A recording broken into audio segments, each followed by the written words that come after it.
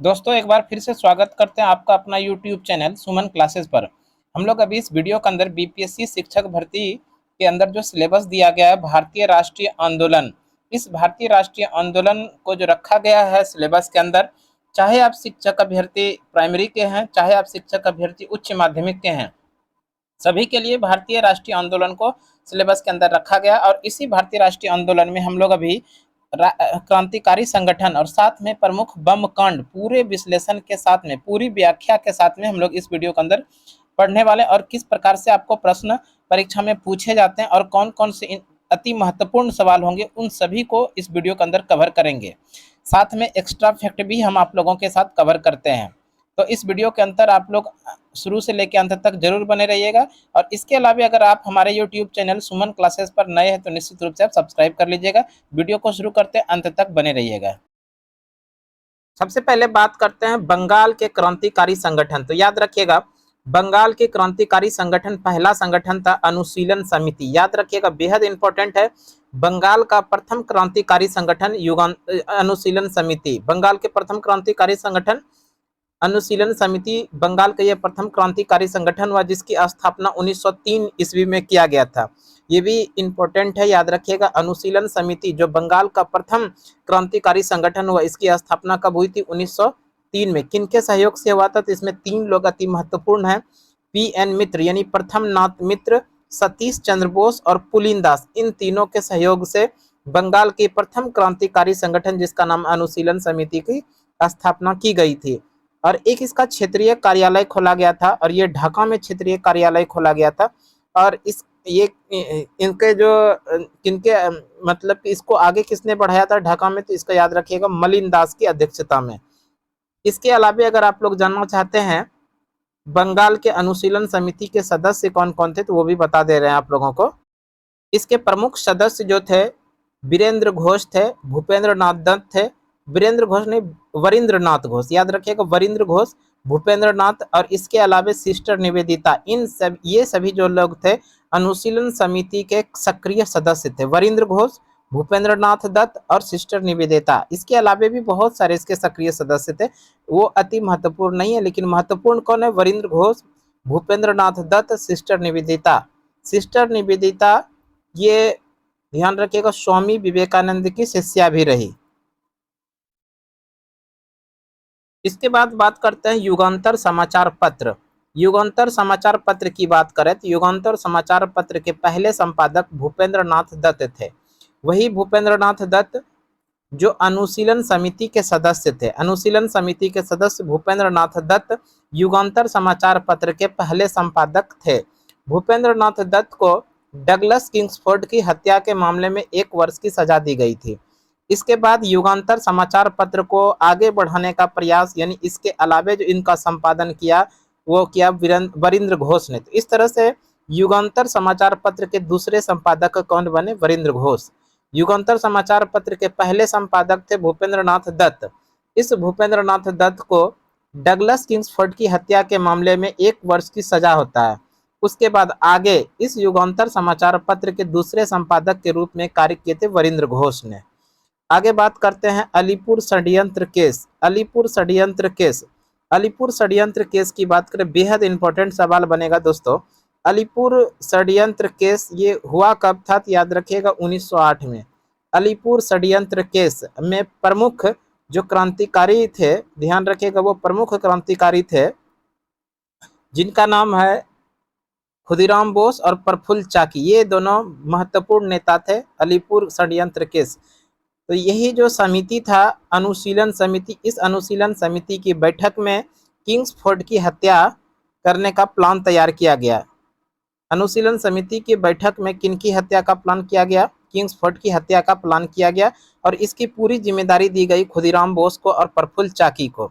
और इस खुदीराम बोस ने और प्रफुल्ल चाकी ने अपनी ये जो दिया गया था, इनको सौंपा गया था कार्यभार, इस कार्यभार को पूरा करने के लिए दोनों ने मिलकर किंग्सफोर्ड की हत्या का प्रयास किया। और ये प्रयास, किंग्सफोर्ड की हत्या का प्रयास कहाँ पर किया? मुजफ्फरपुर में। और ये जो डेट था 30 अप्रैल 1908 का। तो ध्यान रखिएगा, किंग्सफोर्ड की हत्या का प्रयास कहाँ पर किया गया था? मुजफ्फरपुर में। और वो कब किया गया था? 30 अप्रैल 1908। इस घटना में, इस हत्याकांड में सफल तो नहीं हो पाए, हत्या तो नहीं कर पाए, लेकिन ये घटना हुई, हत्या करने का प्रयास किया गया। इसी मामले में प्रफुल्ल चाकी और खुदीराम बोस, इस दोनों का सामना पुलिस से हुआ। खुदीराम बोस तो किसी तरह से वहां से भाग गए, लेकिन इसी समय प्रफुल्ल चाकी ने पुलिस से बचने के लिए आत्महत्या कर लिया। तो बेहद इंपॉर्टेंट सवाल बनेगा। इस कांड को मुजफ्फरपुर बम कांड भी कहा जाता है, याद रखिएगा। ये घटना कब हुई थी? 1908 को।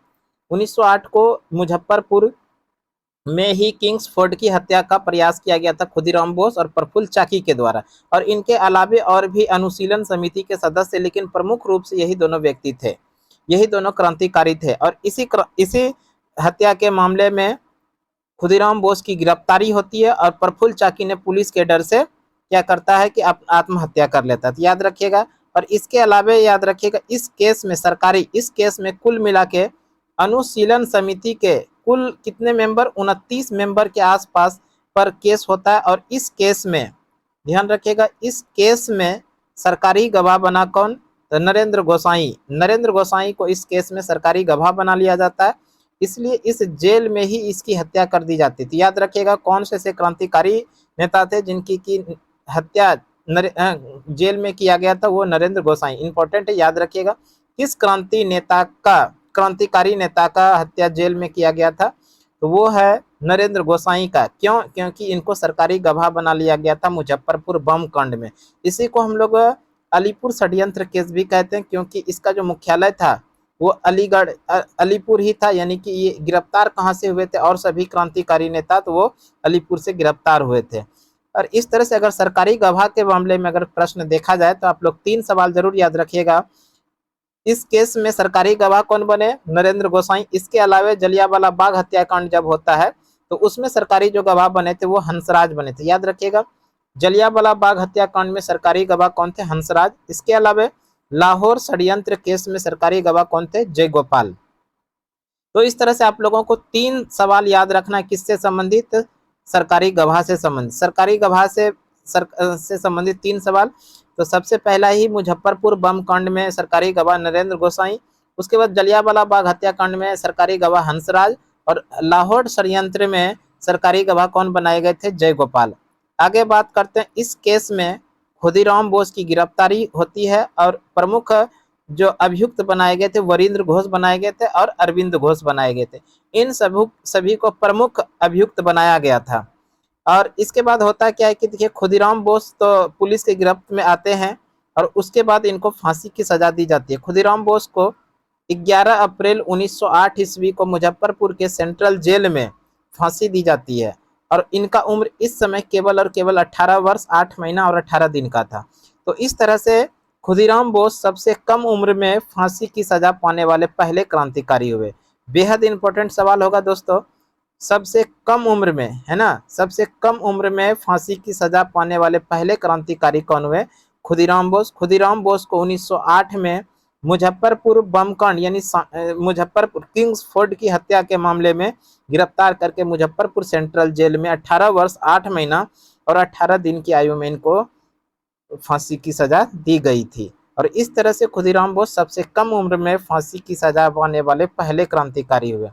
वहीं पर वरिंद्र घोष को काला पानी की सजा दी गई और अरविंद घोष को रिहाई। तो ये जो केस चल रहा था, इन केस की वकालत सीआर दास कर रहे थे। कौन? चितरंजन दास। याद रखिएगा, अलीपुर षड्यंत्र केस की वकालत कर रहे थे चितरंजन दास। और इस चितरंजन दास ने केवल और केवल अरविंद घोष को ही बचा पाए, बाकी अन्य किसी को नहीं बचा पाए। इसमें वरिंद्र घोष को काला पानी की सजा हुई थी और खुदीराम बोस जो मुख्य थे, खुदीराम बोस को फांसी की सजा हुई थी और प्रफुल्ल चाकी ने इस घटना में आत्महत्या कर लिया था। इसके बाद अरविंद घोष की बात करें तो अरविंद घोष को तो चितरंजन दास ने बचा लिया। अरविंद घोष इसके बाद जब जेल से बाहर आए तो पांडिचेरी में आश्रम जीवन में व्यतीत करने के लिए चले गए। कहाँ पर? पांडिचेरी। और इसी बार इन्होंने एक पत्रिका लिखा जिसका नाम है कर्म योगिनी। याद रखिएगा, कर्म योगिनी पत्रिका, जो अंग्रेजी भाषा में लिखा गया था। किनके द्वारा? अरविंद घोष के द्वारा। बेहद इंपॉर्टेंट सवाल बनेगा दोस्तों, कर्म योगिनी पत्रिका का प्रकाशन अंग्रेजी भाषा में किया गया था। किनके द्वारा? तो अरविंद घोष के द्वारा किया गया था, जब ये जेल से रिहाई हुए थे तब। कहां पर किए थे ये भी ध्यान रखिएगा, पांडिचेरी में। इसके अलावा एक संगठन देखते हैं, मुही बने वतन संगठन। मुही बने वतन संगठन की बात करें दोस्तों, ये संगठन की स्थापना होता है 1906 में। मुही बने वतन का संगठन का स्थापना 1906 में होता है। और याद रखिएगा, ये संगठन का स्थापना कौन करते हैं? अजीत सिंह। ये अजीत सिंह भगत सिंह के चाचा हैं। याद रखिएगा, मुही बने वतन संगठन की स्थापना 1906 में अजीत सिंह के द्वारा। अजीत सिंह भगत सिंह के चाचा हैं। और इसी मुहिबाने वतन संगठन के द्वारा ही पगड़ी संभाल आंदोलन चलाया गया था। उस समय 1906-7 के आसपास में किसानों के लिए कृषि कानून लाया गया था और ये किसानों के विरोध में था, है ना। इसलिए किसानों के विरोध में चलाया गया एक आंदोलन था, पगड़ी संभाल आंदोलन। ये 1907 में किसके नेतृत्व में चलाया गया? तो अजीत सिंह के द्वारा। इसी अजीत सिंह ने मुही बने वतन संगठन की स्थापना किया था। आगे बात करते दिल्ली षड्यंत्र केस। दिल्ली षड्यंत्र केस बेहद इंपॉर्टेंट सवाल बनेगा और ये परीक्षा की दृष्टि से बेहद इंपॉर्टेंट है, यहाँ से प्रश्न देखने के लिए मिल सकता है। दिल्ली षड्यंत्र केस की बात करती है, घटना हुई थी कब? 1912 ईस्वी में। दिल्ली षड्यंत्र केस, इसी समय भारत की राजधानी कोलकाता से बदलकर दिल्ली बनाया गया था। 1912 ईस्वी में भारत की राजधानी कोलकाता से बदल के कहाँ बनाया गया? दिल्ली। और इस तरह से भारत के वायसराय कौन थे? लॉर्ड हार्डिंग द्वितीय। इसी लॉर्ड हार्डिंग की हत्या करने का मास्टरमाइंड कौन था? रास बिहारी बोस। इसी लॉर्ड हार्डिंग के हत्या करने का प्रयास दिल्ली के चांदनी चौक पर किया गया था, लेकिन ये हो नहीं पाया, सफल नहीं हो पाया। बम कहीं और जाकर गिरा, इसलिए ये हत्या का प्रयास कहा गया। कि दिल्ली षड्यंत्र केस में लॉर्ड हार्डिंग द्वितीय की हत्या का प्रयास किया गया और इसके मास्टरमाइंड कौन थे? रास बिहारी बोस। और इसके अलावे थे बसंत बिस्वास और मास्टर अमीर चंद। मास्टर अमीर चंद्र, याद रखिएगा, रास बिहारी बोस जो थे ये मास्टरमाइंड थे। इसके अलावा बसंत बिस्वास, मास्टर अमीर चंद। इसके बाद जो है इन सभी पर मुकदमा चलाया गया। इसी समय रास बिहारी बोस तो पलायन करके चले गए कहाँ? यूएसए। यानी यूएसए किसी तरह ये भाग गए। यूएसए जब गए तो यूएसए में जाके रास बिहारी बोस गदर पार्टी से जुड़े। याद रखिएगा, रास बिहारी बोस दिल्ली षड्यंत्र केस के बाद अमेरिका चले गए और इस अमेरिका में गदर पार्टी से वो जुड़े। कुछ दिन गदर पार्टी से जुड़े रहने के बाद वो आगे जापान पहुंच गए, जिस समय द्वितीय विश्व युद्ध का समय था। द्वितीय विश्व युद्ध के समय रास बिहारी बोस कहाँ पर थे? तो जापान में। इन्होंने 1942 में एक संगठन बनाया जिसका नाम है इंडिया इंडिपेंडेंट लीग। यहाँ से प्रश्न देखने के लिए सीधा मिलेगा। इंडिया इंडिपेंडेंट लीग का स्थापना 1942 में किया गया था। किसके द्वारा? रास बिहारी बोस के द्वारा। बेहद इंपॉर्टेंट सवाल बनेगा दोस्तों यहाँ से। इंडिया इंडिपेंडेंट लीग की स्थापना 1942 में किसके द्वारा? तो रास बिहारी बोस के द्वारा। और इस इंडिया इंडिपेंडेंट लीग का वो अस्थाई जो कार्यालय बनाया गया था वो टोक्यो में। इसको याद मत रखिएगा, याद रखिएगा अस्थाई कार्यालय। अस्थाई रूप से जो कार्यालय था वो बैंकॉक था, थाईलैंड की राजधानी बैंकॉक। यहीं पर रास बिहारी बोस ने इंडिया इंडिपेंडेंट लीग का अस्थाई अस्थाई हेडक्वार्टर बनाया था, अस्थाई मुख्यालय बनाया था। दोस्तों अब कुछ सवाल देख लेते हैं। प्रश्न जो परीक्षा में पूछे गए हैं। तो प्रश्न दिया गया था, बरिंद्र कुमार घोष के क्रियाकलापों ने एक गुप्त क्रांतिकारी संगठन बनाया था। ये कहाँ पर? बंगाल में। ये अनुशीलन समिति जो अभी आपको पीछे पढ़ा है, बरिंद्र कुमार घोष के क्रियाकलापों ने एक गुप्तकारी संगठन बंगाल में जन्म दिया था। वो कौन सा? अनुशीलन समिति। देखिए आगे सवाल है, बरिंद्र घोष किससे संबंधित है? बरिंद्र कुमार घोष किससे संबंधित है? तो ध्यान रखिएगा, अनुशीलन समिति अभी पीछे बताएं। Option number A is the correct answer. अगला सवाल है, अनुशीलन समिति थी, अनुशीलन समिति क्या था? तो नारी उत्थान से प्रति समर्पित था, विधवा विवाह को प्रोत्साहित करने वाली संस्था थी, मजदूरों के कल्याण में रुचि रखने वाली संस्था थी, या एक क्रांतिकारी संगठन थी? तो आप अभी पीछे पढ़े, यह एक क्रांतिकारी संगठन था। तो option number D is the correct answer. अगला सवाल है, बरिंद्र घोष निम्नलिखित में से किससे जुड़े हुए थे? बरिंद्र घोष निम्नलिखित में से किससे जुड़े हुए थे? अनुशीलन समिति से, जो ऑप्शन नंबर बी में दिखाई पड़ रहा है। तो option number B is the correct answer. अगला सवाल है, बाल गंगाधर तिलक को लोकमान्य विशेषण कब दिया गया जब ये क्रांतिकारी आंदोलन से जुड़ा था? ये तो नहीं पढ़ाए थे, और बाकी जो 3 सवाल बना मिला आप लोगों को वो बताए थे। अगला सवाल है, मुजफ्फरपुर में किंग्सफोर्ड की हत्या का प्रयास कब किया गया था? देखिए, ये बीपीएससी के परीक्षा में पूछा गया है 2008 में। मुजफ्फरपुर में किंग्सफोर्ड की हत्या का प्रयास कब किया गया था? 1908 में, 1909 में, 1907 में, 1911 में।